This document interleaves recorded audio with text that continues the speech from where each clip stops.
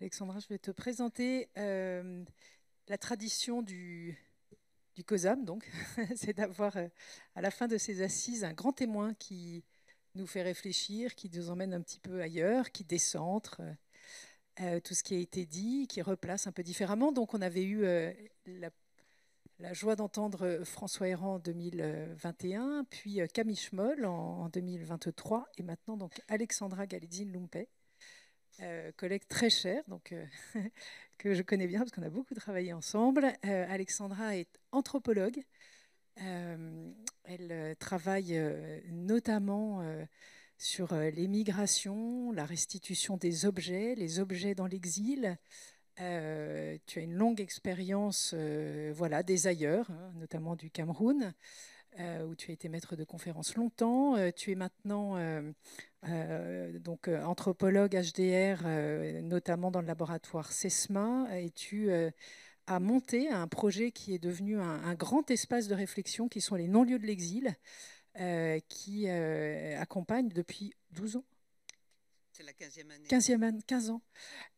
Donc, les réflexions pluridisciplinaires de philosophes, anthropologues, sociologues, tout, journalistes. Beaucoup d'entre vous, d'ailleurs, connaissent les non-lieux de l'exil parce que vous êtes intervenus, à commencer d'ailleurs par Maëlle, qui était intervenu ce matin, enfin beaucoup d'entre nous. Et c'est un lieu qui continue voilà, à donner vraiment un espace important à toutes les réflexions sur l'exil, que tu as beaucoup travaillé comme notion. Voilà, donc tu nous fais le plaisir et l'honneur d'être notre grand témoin aujourd'hui. Voilà, à toi la parole.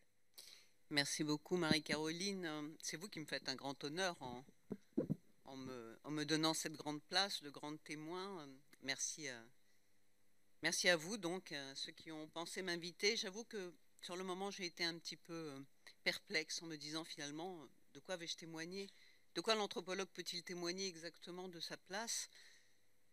Et peut-être, comment peut-il d'ailleurs témoigner devant des psychologues, devant ceux qui font aussi face à la souffrance, au trauma, ceux qui soignent? L'anthropologue ne soigne pas. Il n'a aucun des leviers pour soigner. Et peut-être, à la réflexion, je me suis dit, la question est peut-être comment témoigner? Comment peut-on témoigner de cette place et pourquoi faut-il le faire?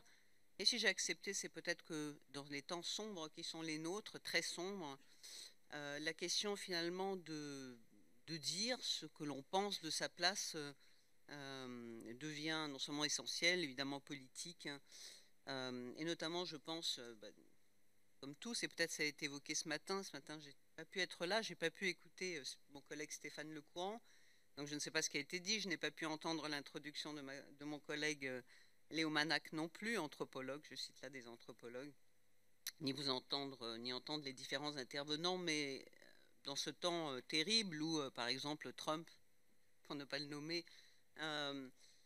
parle des migrants, au mieux en disant que ce sont des mangeurs de chiens, mais plus souvent encore en disant qu'ils sont à la fois des criminels endurcis et des malades échappés de l'asile, et peut-être que justement de les qualifier, de les représenter comme des malades échappés de l'asile est peut-être le plus terrible dans la violence qui s'exerce.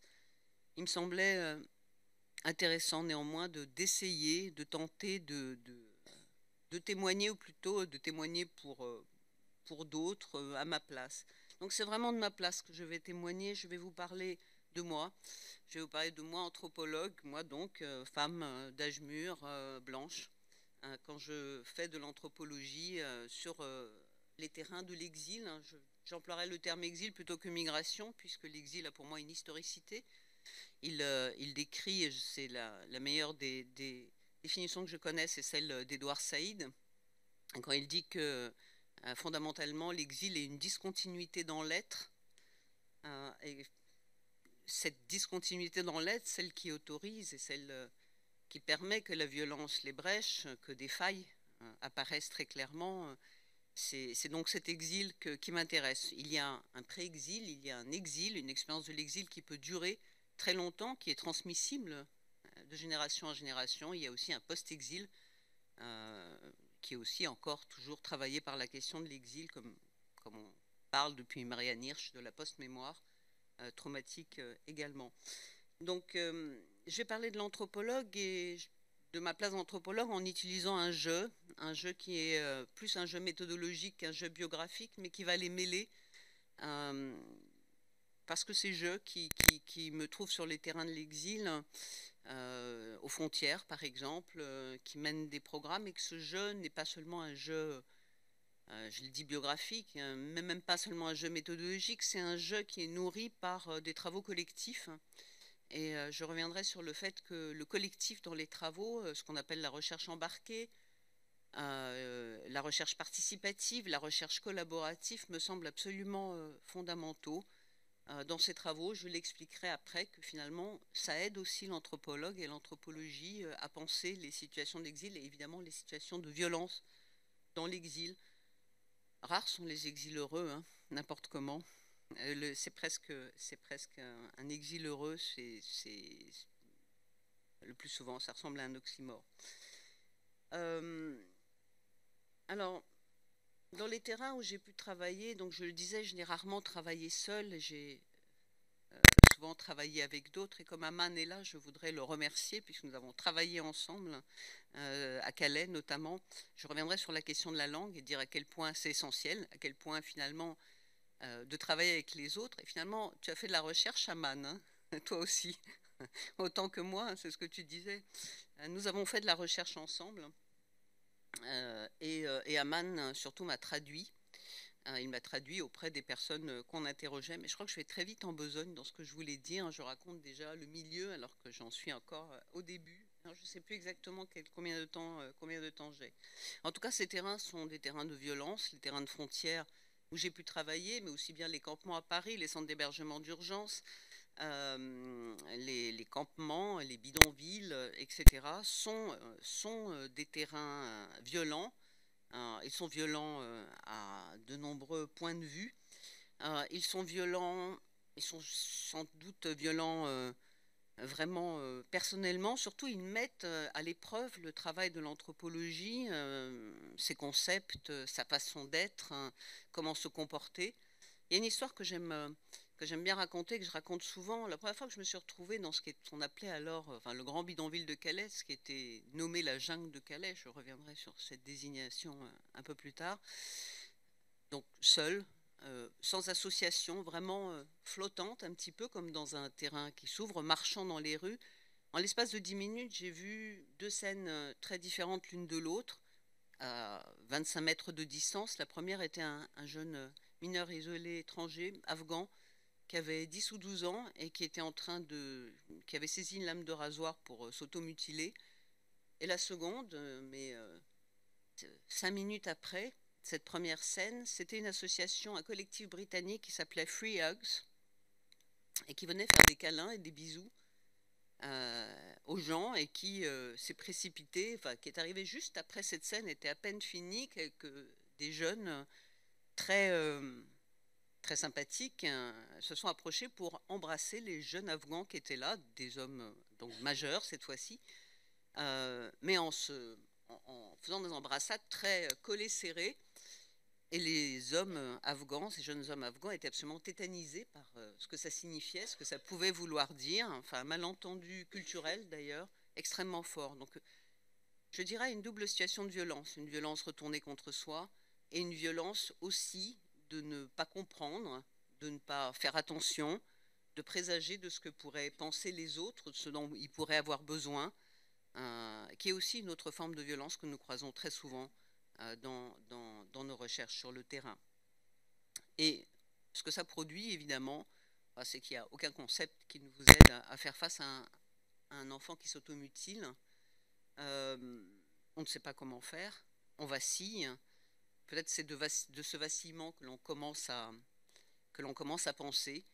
C'est par rapport à cette façon que l'on a d'être ce que Ruth Béard, cité par Michel Napels, appelle l'observateur vulnérable, qui va se retrouver donc dans les terrains, à observer hors cadre, dans un cadre qui change sans arrêt, hors de tout, hors du cabinet, hein, comme vous le faites souvent, du cabinet du psychologue, qui va être à chaque fois vulnérable, qui va vaciller, qui va C'est ce que dit aussi notre collègue anthropologue Michel Napels. Il appelle ça le trouble de son habitus d'anthropologue. Ce trouble, il est fondateur. Je pense qu'il est fondateur pour tous ceux qui travaillent sur les questions de l'exil. Je ne sais pas si Stéphane en a parlé ce matin, mais ça me semble central. Il est d'autant fondateur que, comme ça a été rappelé, je crois, tout à l'heure, l'anthropologue observe à la fois le singulier, l'individuel et le collectif. Il n'y a pas de peuple migrant. C'est une évidence. Il y a des individus, Herman le rappelait aussi tout à l'heure, hein, les gens ne se ressemblent pas. Hein, ils ne font pas peuple parce qu'ils sont noirs, ils ne font pas peuple parce qu'ils sont dans un campement, ils ne font pas peuple parce que c'est la société qui ne les accueille pas, qui les désaccueille, qui les transforme en peuple, qui les transforme en une espèce de masse informe. Jean Baudrillard parlait de la masse comme d'un effet spongieux qui va finir par araser les différences et notamment aussi les souffrances. Nous travaillons, l'anthropologie essaie de penser le collectif d'une condition migrante possible, mais il essaye aussi de penser la singularité des expériences. La première chose que la jungle de Calais m'a apprise d'ailleurs, c'est à modifier toutes mes pratiques de recherche. Puisque finalement, je veux dire, l'entretien, finalement l'observation, ça pose très vite des questions. Parfois, qu'est-ce qu'on observe? Pourquoi? Qu'est-ce qu'on fait exactement? Comment on va travailler? On va prendre des notes? Oui, mais si on prend des notes à Calais, dans le bidonville, on ressemble à des agents de la préfecture. On ne veut pas être pris pour des agents de la préfecture parce qu'on ne va rien nous dire. En même temps, que va-t-on demander? Qu'est-ce qu'on attend comme réponse? Pourquoi doit-on nous répondre? Pourquoi est-ce que moi, je devrais répondre à des gens qui viennent me poser des questions alors que je suis en situation de vulnérabilité, de violence? La violence s'exerce en permanence. Est-ce que j'ai besoin d'être plaint? Est-ce que bon. Donc, on a appris à ne pas prendre de notes. On a appris à se laisser porter. Enfin, j'ai appris à me laisser porter. J'ai appris à attendre qu'une parole éventuellement se dise, et que la plupart du temps, elles ne se disent pas, elles bégayent. Et moi aussi, j'ai bégayé beaucoup pour essayer d'expliquer ce que je faisais là. Et comme je le disais, des gens m'ont aidé à traduire ce que j'étais, etc. Puisque finalement, ce qu'on étudie en anthropologie, et ce qui est le plus important pour nous, c'est ce qu'on appelle la situation. Chaque fois, c'est une situation que l'on étudie. Aucune situation ne se ressemble, elle n'est pas reproduisible par ailleurs. Et cette situation est absolument centrale. L'anthropologue Gérard Altam, le regretté Gérard Altam, en parlait comme d'une conjoncture de communication, en disant qu'à chaque fois, l'anthropologue se retrouve dans une conjoncture, fabrique une conjoncture, et qu'il n'y a que ça qui peut étudier. Il n'y a qu'à partir de cette conjoncture de communication, cette situation, qu'il peut aussi penser ce qu'on ne va pas lui dire, ce qui manque dans la parole, ce qui est esquivé, etc. Donc, c'est pour nous quelque chose d'absolument central. Et je voudrais vous relire ce que Michel Napels, décidément que je vais beaucoup citer, mais je ne peux que vous conseiller de vous lire son ouvrage qui s'appelle Dans la détresse, une anthropologie de la vulnérabilité, où il montre à travers différents terrains, aussi bien en RDC qu'en Nouvelle-Calédonie, comment finalement on travaille. On essaie de travailler, on essaie d'observer, on apprend des choses, on apprend qu'on ne sait pas un certain nombre de choses, etc. Il écrit ceci: la vulnérabilité n'existe de manière différentielle qu'en situation. Elle n'est visible en situation que par des pratiques individuelles qui font avec l'actualisation de ce risque. On peut donner un nom réciproque à cette actualisation, à l'actualisation du risque qu'est la vulnérabilité. Ce nom, c'est celui de violence. Violence envers ceux qui ne comptent pour rien, ceux qui sont en trop, ou ceux qui sont toujours en trop, indésirables, intouchables, invisibles, etc. Ceux qui se heurtent avec le pouvoir, ce fameux heurt avec le pouvoir qui a été tellement travaillé par Michel Foucault. Et je disais tout à l'heure, vous m'excuserez d'aller et venir. En fait, j'ai pris plein de notes et à la fin, je finis toujours par m'y perdre un peu de page en page. la question du heurt avec le pouvoir, la question de la condition migrante et du collectif, c'est le risque que nous avons, et je pense tous, hein, pas seulement l'anthropologie et les sciences sociales, de finir par opacifier en épaississant trop une condition, une situation. Et c'est notamment, enfin, pour moi en tout cas toujours, c'est le texte d'Arlette Fage, c'est les travaux de l'historienne Arlette Fage qui m'ont aidé à faire face à ce risque de la globalisation, de l'homogénéisation d'une condition, une condition victimaire, une condition de vulnérabilité, mais aussi une condition générale de violence qui serait indéterminée. Quand elle écrit, cet effacement de l'infinie alchimie des êtres humains et ce curieux amalgame entre une situation et une identification sont une des marques les plus dures de nos incompréhensions du monde. Elle travaille, Arlette Farge, vous le savez, un petit peu comme dans le courant et proche de Michel Foucault, va travailler sur ce qu'on pourrait appeler la vie des êtres infâmes, la vie des oubliés au XVIIIe et au XIXe, la vie de ceux qui ne comptent pour rien. Alors, ce que recherche l'anthropologue, ce que j'ai recherché comme d'autres, c'est vraiment les conditions d'une interlocution possible. Les questions, pas un entretien où je poserai des questions, puisque ça ne fonctionne pas dans la plupart des terrains de violence où l'on travaille. Ça ne fonctionne pas du tout, les réponses sont convenues, on a l'impression de rejouer avant terme l'entretien de l'OFPRA. On a l'impression que finalement, même en essayant de l'éviter, il y a des récits qui s'essayent sur nous pour vérifier leur crédibilité auprès de qui veut les entendre. Ce que nous cherchons, c'est vraiment ce qu'on pourrait appeler une politique de l'interlocution et aussi une éthique de l'interlocution, c'est-à-dire la façon dont nous allons poser des questions ou pas, nous allons laisser les gens parler, nous allons repérer. Et peut-être c'est là où l'anthropologue est le plus proche des psychologues, c'est peut-être dans les sciences humaines et sociales celui qui écoute, celle qui écoute le plus, celle qui, à un moment ou à un autre, sait comprendre à quel moment on quitte un récit qui a déjà été dit 1000 fois, qui a déjà été répété à d'autres, qui est relativement convenu, pour passer vers l'intime, pour passer vers ce que le sujet a à dire, parfois de soi. Et du coup, puisque finalement ces éthiques et ces situations d'interlocution, de dialogue, d'interaction sont si fondamentales pour nous, il me semble, à penser aussi, pour en essayer d'en déjouer les biais et les pièges, nous sommes aussi ceux qui sont exposés à entendre et donc qui essayons de faire appel à des termes ou à des mots que nous empruntons à la psychologie. Moi, j'ai longtemps cherché l'appui de la psychologie, peut-être, hein, de la psychanalyse, quand j'étais à Calais.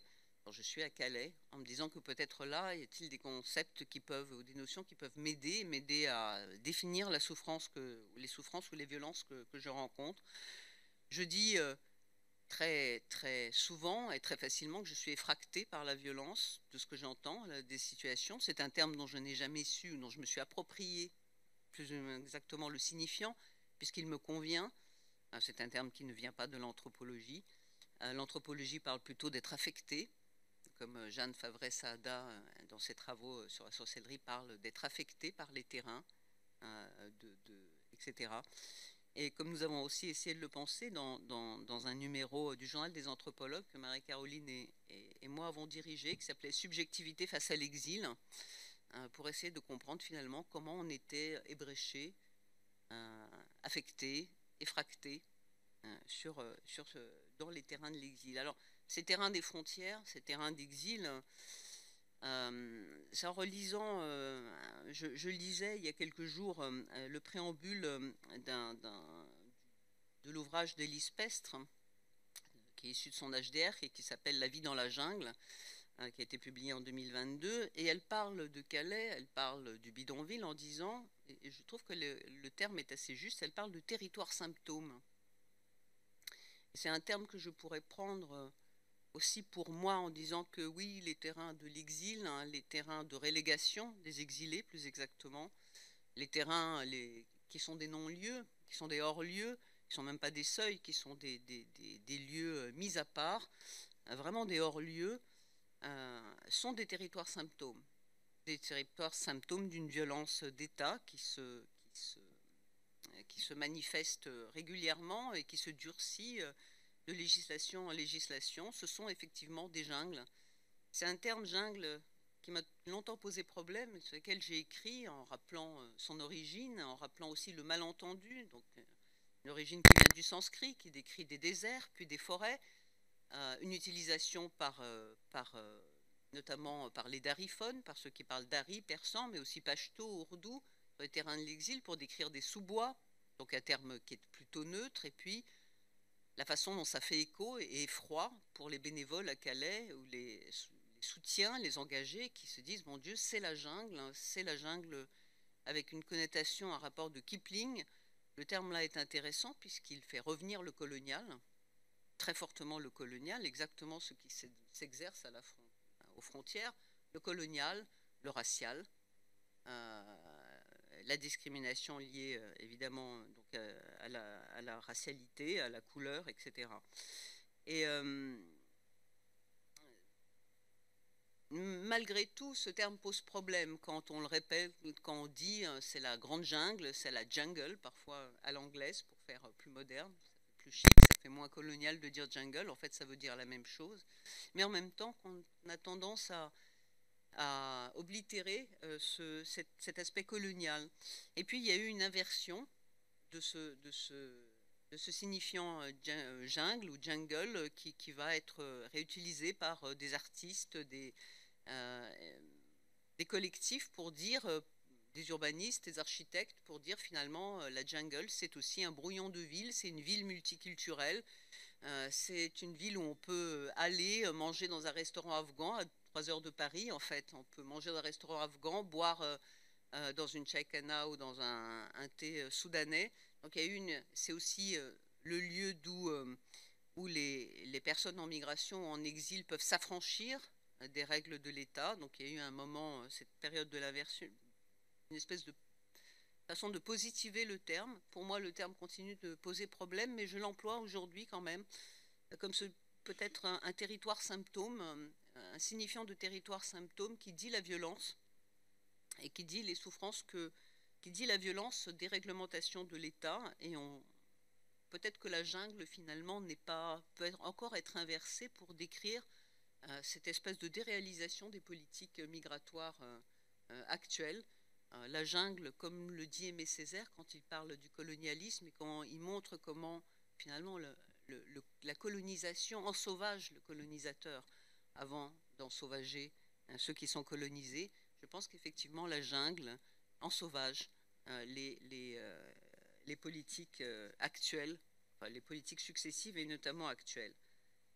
Alors ces limites de la jungle, je peux vous lire d'ailleurs, je vais vous revenir sur Césaire pour vous lire, pour vous rappeler à quel point quand il évoque donc c'est dans Discours sur le colonialisme, hein, il évoque la manière dont la colonisation travaille à déciviliser le colonisateur, à l'abrutir au sens propre du mot, à le réveiller aux instincts enfouis, à la convoitise, à la haine raciale, à la violence, et au bout du compte, le poison instillé dans les veines de l'Europe, de l'ensauvagement du continent.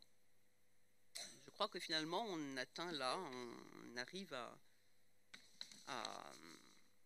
finalement à atteindre là une espèce de jungle du politique qui, de plus en plus, où la loi du plus fort, de plus en plus, s'exerce.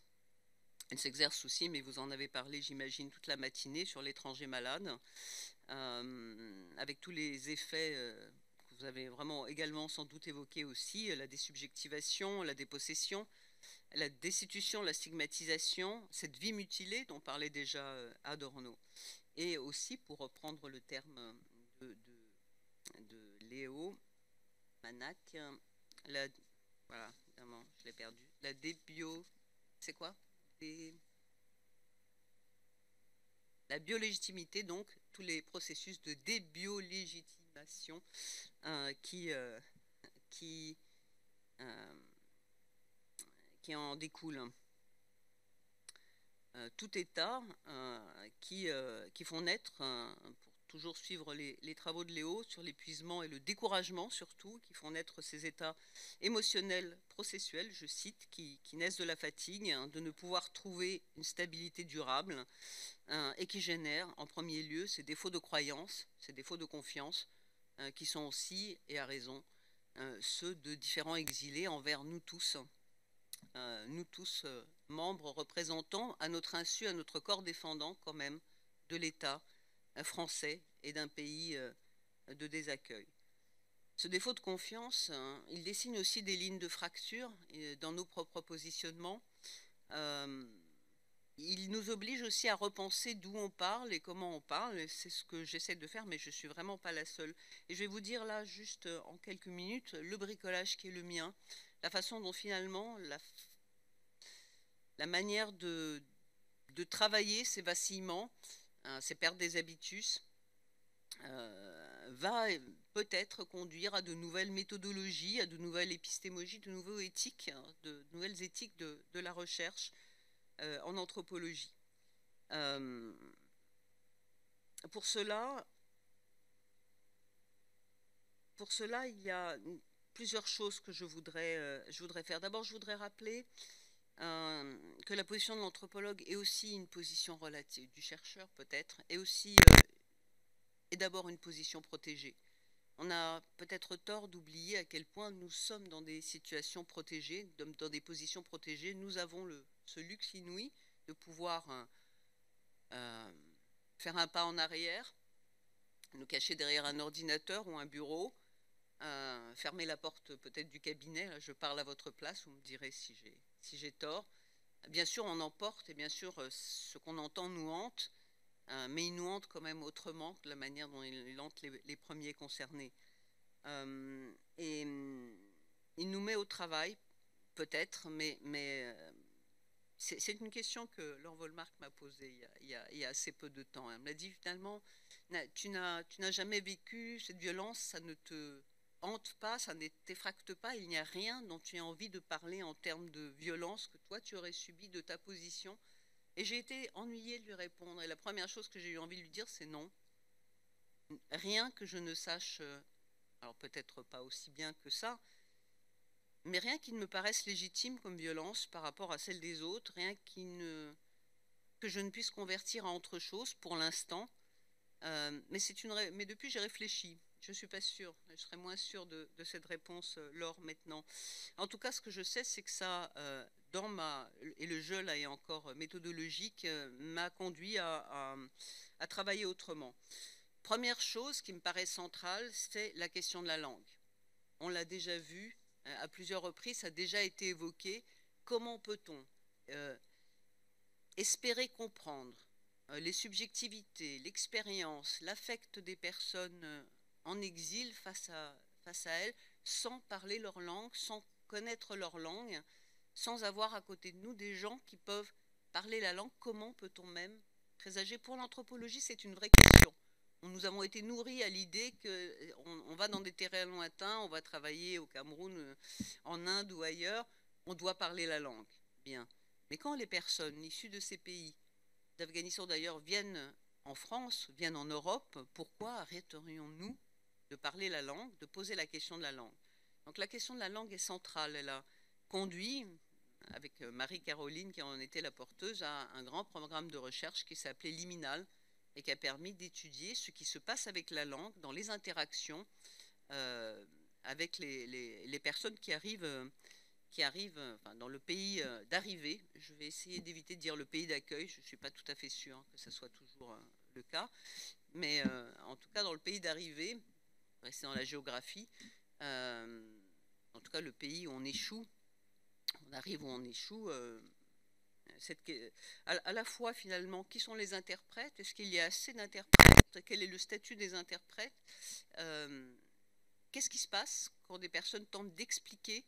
Est-ce qu'ils font juste de l'interprétariat? Est-ce juste de la traduction? Ou plutôt, comme nous l'avons pensé, est-ce que c'est de la médiation dont Aman a rappelé la centralité absolue?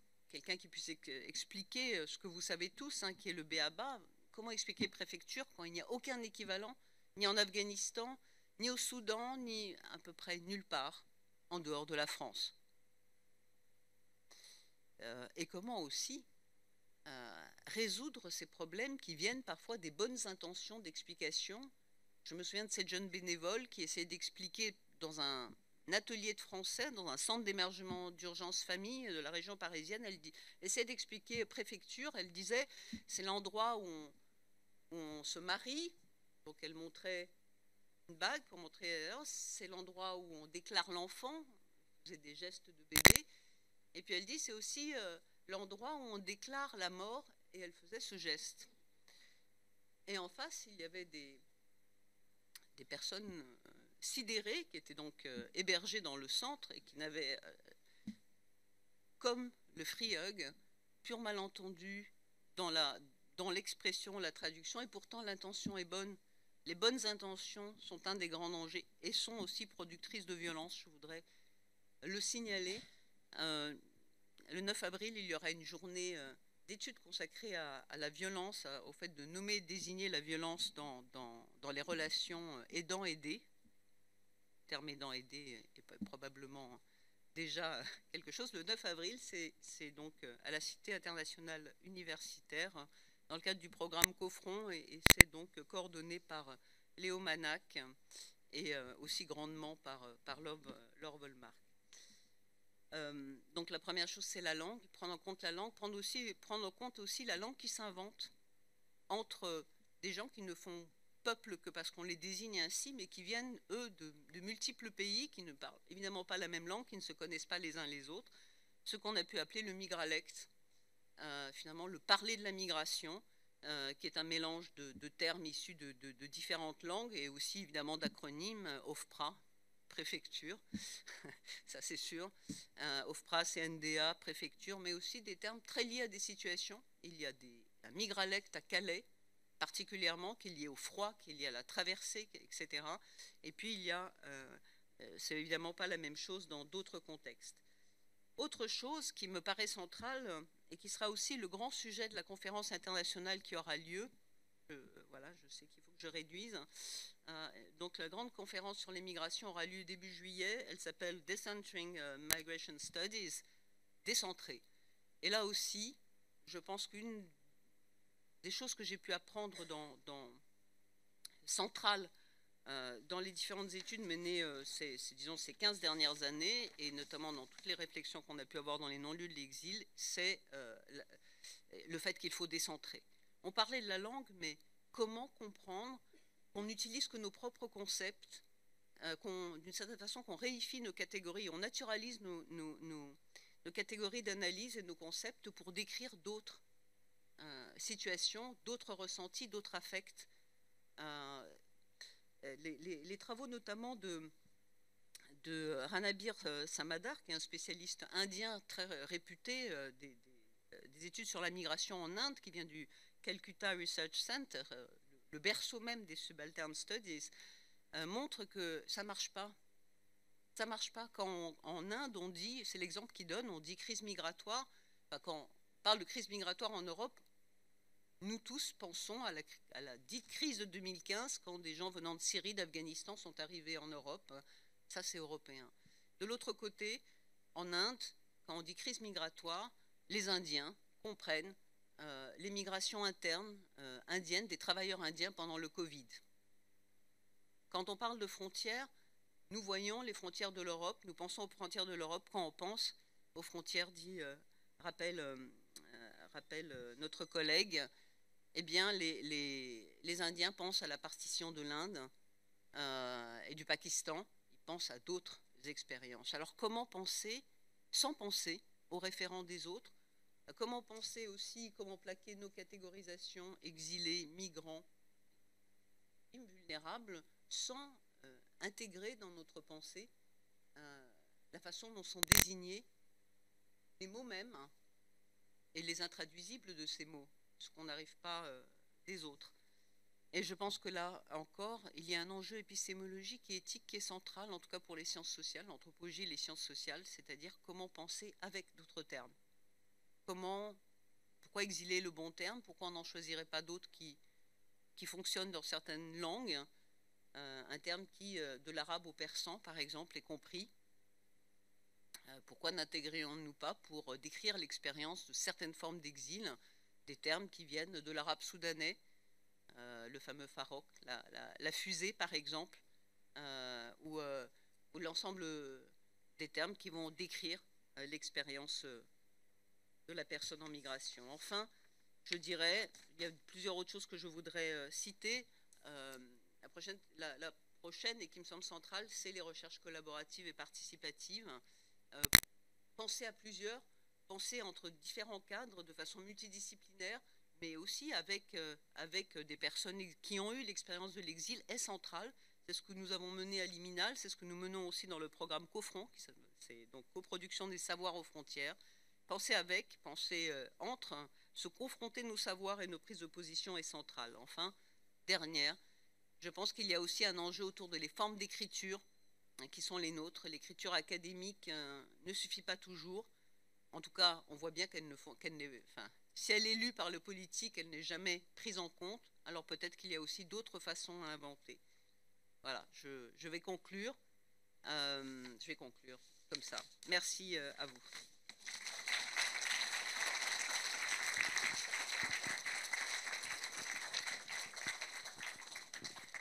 Merci Alexandra pour cette conférence magistrale. C'est une belle invitation à... Hop, restez, on a encore une minute.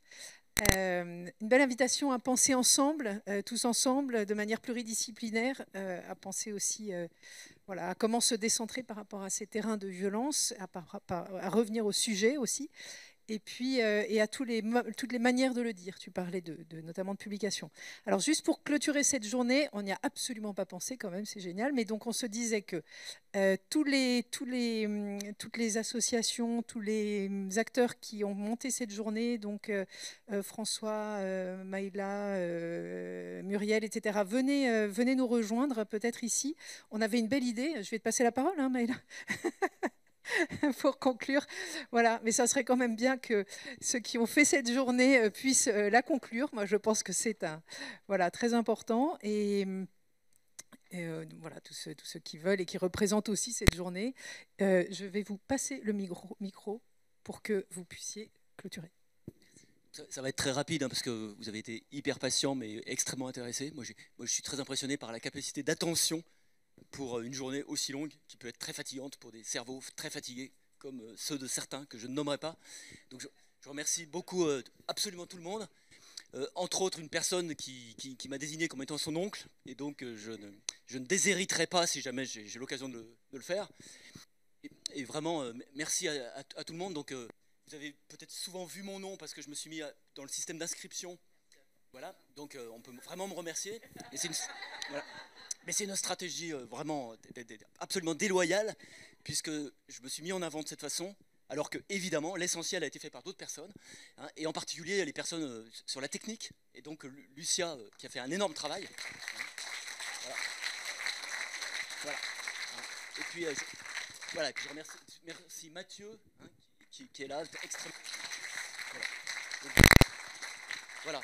Donc, vous pouvez très bien contacter l'adresse d'Azempsy, hein, qui correspond à notre collectif, si jamais vous souhaitez être sur la liste de diffusion, hein, qui tournait assez peu ces derniers temps, parce qu'on était un peu concentrés. Si vous êtes intéressé, il n'y a pas beaucoup, ces temps-ci, il n'y avait pas beaucoup de transmission d'informations, il peut y en avoir plus, et ça permet de transférer des choses, de se rassembler un peu, parce qu'on en a vraiment besoin, puisque comme ça a été dit, il y a quelque chose de vraiment impensable et catastrophique dans le climat politique actuel.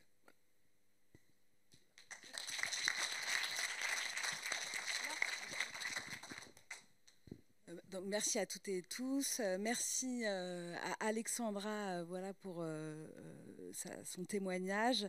Je trouve qu'à la fin de la journée, je suis très contente. Donc, merci beaucoup à tous les intervenants et intervenantes. Et puis aussi, je me dis qu'il y a plein de choses qu'on fera mieux la prochaine fois. Donc, notamment sur le décentrement, la collaboration, je pense qu'on pourrait travailler encore plus. Et donc, j'en profite pour appeler celles et ceux qui veulent rejoindre le collectif COSAM à le faire. On a besoin de force. C'est un collectif un peu voilà, bénévole qui tient à notre engagement. Et donc, n'hésitez pas, si vous avez envie de nous rejoindre, si vous avez des idées pour les prochaines assises ou d'autres revendications, d'autres actions à faire, à le faire. Voilà, je sais pas qui... peux pas nous donner ton idée,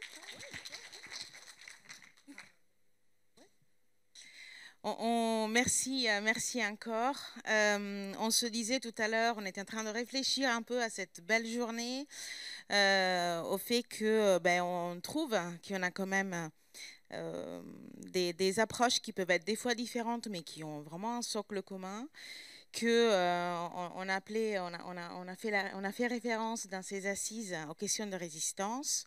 On a parlé beaucoup de la créativité et de l'impact que cette clinique peut avoir sur les professionnels. Ce qu'on se dit, c'est que la force qu'on pourrait avoir et dégager, c'est une force collective, c'est une force de solidarité, et que donc l'idée, c'est qu'on puisse renforcer cette solidarité, ce travail commun, pour pouvoir être une force de parole, une force de résistance, une force de proposition. On n'est pas là pour se défendre, on est là pour promouvoir des choses pour lesquelles on a quand même un peu plus d'expérience, voilà, et qu'on serait content de pouvoir travailler davantage ensemble pour pouvoir voilà, renforcer nos regards et nous épauler dans ce moment difficile. Où on est attaqué aussi dans un métacadre politique qui est très, très inquiétant en ce moment. Et donc voilà, l'idée c'est qu'on se solidarise de plus en plus, qu'on puisse travailler ensemble.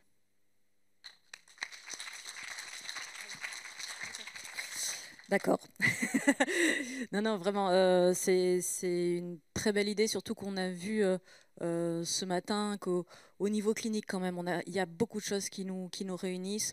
Quand on se retrouve dans des journées comme ça, on s'en rend compte, au-delà de toutes nos différences, les centres spécialisés, les lieux de soins, quand on travaille avec des personnes en situation d'exil, on a des choses en commun, et je pense que ça nous enrichirait, ça nous porterait aussi dans notre pratique pour ne pas être trop effracté, de pouvoir se penser les choses en commun et prendre des décisions communes. Alors je sais qu'il y avait le réseau Reseda qui existait, peut-être à faire revivre, peut-être à repenser, peut-être à voilà, peut-être essayer de penser quelque chose au niveau collectif pour nos cliniques. Merci. Voilà, bonne soirée.